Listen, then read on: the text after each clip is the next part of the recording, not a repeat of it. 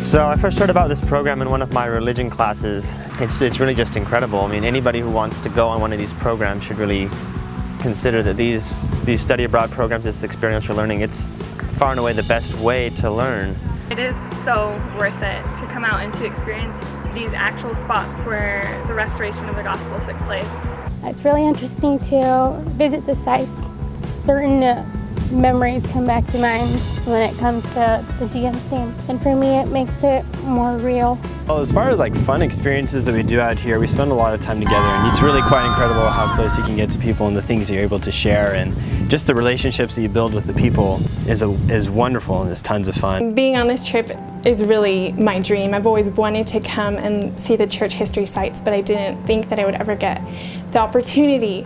I was able to go to the Sacred Grove and kneel down and pray and ask God really if everything was true. I got my confirmation and it was amazing and incredible, and basically this trip has exceeded my expectations.